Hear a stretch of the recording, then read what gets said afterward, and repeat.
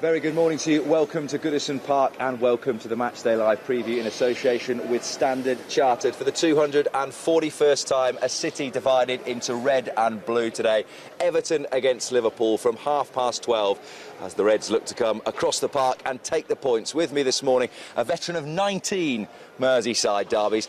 Take me through the week as a player then. Is it excitement? Is it nervousness because it's a game that you just dare not lose? I think it's a bit of both.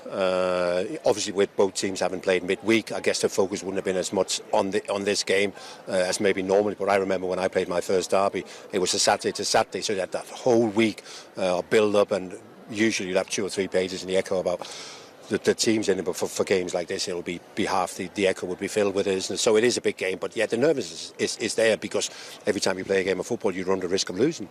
Alisson has said over the course of this week that it is a game where form goes out the window, but is that true of this fixture at the moment? Because in the last couple of years there's been a huge gulf between the two clubs. Yeah, I was just going to say, I mean, you look at the stats, isn't it? You know, Everton are finding it really difficult to win any games against Liverpool at the moment, so I guess it's not as much as it used to be, but also because football is played differently, isn't it? You know, back in the day, even though you play against teams who are blatantly better than you, you would have a way of competing because of the way that the game was played. That's not quite so evident anymore. So the fact that we got Liverpool-Everton here today, Liverpool are significantly better than Everton, and I expect Liverpool to be able to dominate the game, and because of that, I also expect Liverpool to run out winners.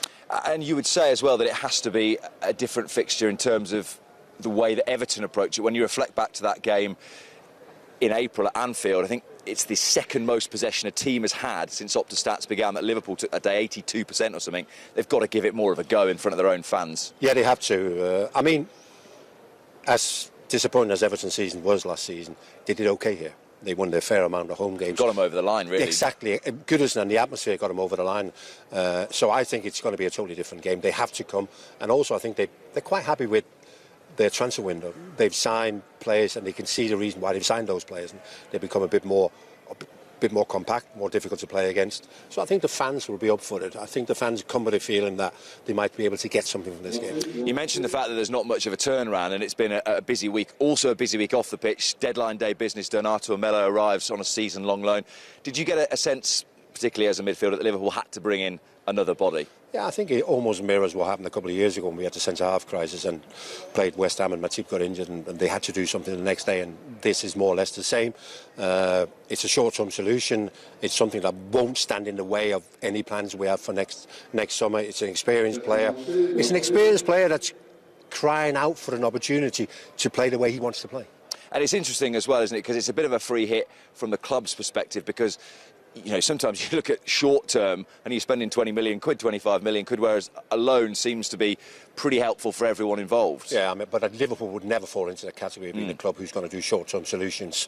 That's not the way they do. But what they've done here, they've looked at Arthur and they've seen potential. And he's probably played his best football a number of years ago, but he wasn't very well treated at Barcelona. He's found it difficult at Juventus. So Liverpool have looked at the stats from years ago and gone, listen, this boy's got something. All we now need to do is get it out of him, put him into our system and see how far we can take him. Well, that was Thursday night. Wednesday night was lively as well. 2 wins at home and 2 very different ones, but I imagine both great for morale in different ways. Yeah, both great for that feel, isn't it? 9-0 instantly gives you a lift. But imagine winning a game in the 98th minute, regardless of who you play against. It gives you an unbelievable feeling, isn't it? So I guess, you know, whereas we were looking after the first 3 games and we thought the players were a bit down, we looked a bit short of energy and enthusiasm. I think now we're looking at a squad that should be bouncing. And as well, for the sake of the points, and I know that every time I say this I feel stupid saying it, but City had just won 6-0, and you think if that gap gets a little bit bigger, even so early on in the season, it goes to 6 points. You're thinking, wow, 8 points, whatever, just keeping them within 5. 5 seasons we've been like that now, haven't we? You know, you can't help but look at City. The 2 clubs have changed the game of exactly, how you look at it. Absolutely, you know, and every time they win, we feel the pressure we haven't to win. But even apart from City, you know, had we not won, then it would have been 9 points up to Arsenal, isn't it? Yeah. And I fully expect Liverpool to finish above Arsenal, but 9 points is still a lot, isn't it? You've got to make this up, isn't it? Yes, so it is very important. The boy Carvalho, what a moment for him as well. He's a young man. He looked, particularly him and Harvey Elliott, they look like they're having the time of their lives out there at the moment. It's the greatest time you have as a footballer, isn't it? You're young, you're just breaking into the first team, but I think the most important thing is that you feel you belong. You feel you're good enough to play at this level, and of course the impact he's had, the little bit we've seen from him. I don't think anyone was in doubt that potentially we've got a great player here, but I think he's shown already now that even at 19 he's ready. And Harvey Elliott, it's just a case of, you know, let the boy play, isn't it? I know you've got to monitor these young players, isn't it? But the two of them just look like they're ready to play, they're enjoying themselves. Let's just go with it.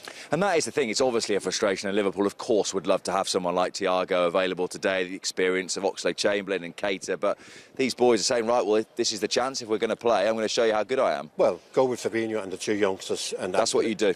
Yeah, that's what I would do, yeah, on the back of what happened on Wednesday.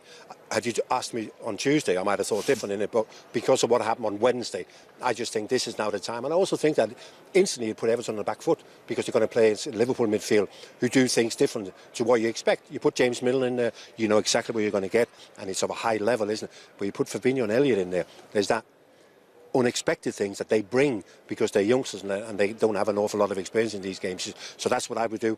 Whether Jurgen is that brave, I don't know. Well, Jan's alluded to part of his team there. The other change that you've made comes in central defence, and you've gone for Joel Matip today. Well, I think Matip has to come back in. I mean, we only played till the 18th of September now because of the international break, but it's a busy period, and Matip has to come in at some stage. If he doesn't play today, then he plays his first game in Napoli on Wednesday. Is that maybe? I don't know. But we now have to look at the next 5 games and plan how we want to play and how we want to reintroduce the players who've been missing to injury, isn't it? So I just think it's a perfect opportunity for Matip here today. I've got a feeling there'll be a lot of balls in the air. There'll be a lot of crosses from Everton, isn't it? I just think he'll be perfect for the game. Just a quick one on the defence. How do you feel Joe Gomez has gone in the chances he's had? I think he's done okay. But there's one thing Joe needs now is games, isn't it? And when I'm talking games, I'm not talking about 2 or 3. I'm talking about 10, 15 games to get up to speed, to get that feel, getting used to playing in that system as well. Because it's not easy coming back in, playing with that high line.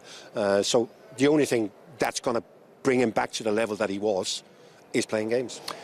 Well, usually for former Liverpool players arriving here at Goodison Park, not the most fun of experiences for Jan. Usually sort of, you know, fake wig, glasses on, just to sort of stay under the radar. Even more so now because apparently he's gone viral. So I've been employed by upper management basically to enhance the customer experience. I'm surprised you haven't been told.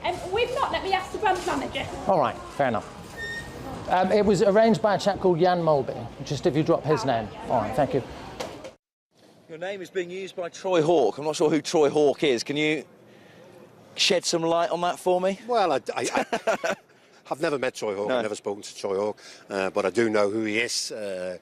He's a comedian who's been around for a while, and he's now developed this sort of new show that he does where he, for some reason, name drops Jan Molby, and I think a lot of people... Do you think that helps with people? If I say, you know, I know Jan Molby, will it get me in places? Yeah, I think so, yeah. I don't think you should underestimate the power of Jan Molby. Yeah. I don't know whether it's Troy or me. Well, I imagine that when you win a derby, you could probably go into any place in Liverpool and have your pick for the next week or so. Memories, favourite games? Well, the favourite game is the FA Cup final in 1986. To be honest, for the first 18 months when I was at Liverpool, I didn't enjoy the derbies because they weren't played the way that I'd been taught to play football. They were uber competitive. There was no time, no space against Reed and Bracewell in midfield. And I didn't enjoy those games. But I think once I sort of got used to the way that the game was played, I quite enjoyed the Everton games because of what was at stake. You know, we had arguably the 2 best teams in the country as well. Yeah, I was just going to say we had a period of maybe 3 or 4 years where we were the 2 best teams in the country. So they were great games, and obviously there was a lot riding on them because it wasn't just local pride, but it was also points, isn't it? So, but the favourite one is the FA Cup final because it was the big one at that time when they really challenged us as the #1 team in the country, and here was an opportunity. The biggest stage we could have in those days because of the European ban was to play in an FA Cup final at Wembley in front of 100,000 people against the second best team in the city and in the country, isn't it? And yeah, it's kind of what dreams are made of, isn't it? It's my first FA Cup final ever, and you just hope that it's going to go the way that it goes in your dream, and it did. You picked out a couple of other ones from years gone by. 1985 was one here where Kenny scored after 21 seconds. Steve McMahon's first Liverpool goal, that, which we were talking about yesterday, but your memories of that game? Yeah, very typical Kenny Dalglish. An hour and 15 minutes before the game, he goes, listen, we're going to change the system, we're going to play 3 centre-halves. Jan, you're centre-half. And I go, oh, OK, so we're playing a back three against Sharp and Lineker. But it worked well for a long time. But I have to say, in the second half, it was like the Alamo. We were winning 3-0 at half-time. Great start, and you think what we need here is a great start, isn't it? We did that early goal. But in the second half, and they fought back, and you sort of, can we hold on, can we hold on? We managed to hold on in the end. But there was, as much as I told before about those games in those days, there were some great games. You know, when you talk about the Cup final 3-1, the 3-2s and whatever, we had a 4-4 in the early 90s. There were some fantastic games between the two teams at that time. And I think that's down to the fact that there was a lot of good players. You know, so we sort of overcame the physical side of the game, and we're still capable of showing how good we were, both teams. The other one that you picked out was 1991, 4-4, that one finished. It's interesting, isn't it, because you look back to recent history, particularly of the games here, they've been quite turgid and hard watches, whereas, yeah, back in the day, you get a nice 4-4. Yeah, it was an incredible game. I mean, we were much the better team, I have to say, but it was typical Everton. They refused to give up. There was an unbelievable atmosphere, you know, and a couple of times we thought we'd put them away. We got a couple of goals ahead, and you thought this is us through to the next round of the FA Cup, but as I said before, they fought and never gave up. They got themselves a replay, which they won, but it's still to this very day, the people who were lucky enough to be in here on that night, you know, it's your sense when you talk to people, and it's one of the first games they always mention, what a game that was. Unbelievable we didn't win it, but that's football, isn't it? Do Liverpool make it 3 wins in a row today? Yeah, I think they do. I'm not quite sure what we're going to get, what to expect. I think it might be a little bit of a tight game, isn't it? I mean, that will be in Everton's interest, but I just think that we got better players than Everton have, and we'll have our chances, and I think it'll just be enough. I'm not expecting us to run out clear-cut winners, but I do think we'll pick up the 3 points. Jan, thank you very much indeed. More to come from Jan through the course of Matchday Live. Let's just tell you about things that you can watch and enjoy on the channel over the course of the next day. Also, 5:15 today, you'll be able to see highlights from Goodison Park only on LFC TV Go, that one. Then midnight you can see the match in full, and midnight tomorrow all the behind the scenes access in Inside Everton, inside Goodison Park. As for today, well, 11:30 we are on air with Matchday Live, team news from here at Goodison Park, more from Jan, interviews as well, full audio commentary from 2:30, and the Matchday reaction, 12:30, and the Matchday reaction comes your way at 2:30. We'll see you a little bit later on for Merseyside derby number 241. Bye for now.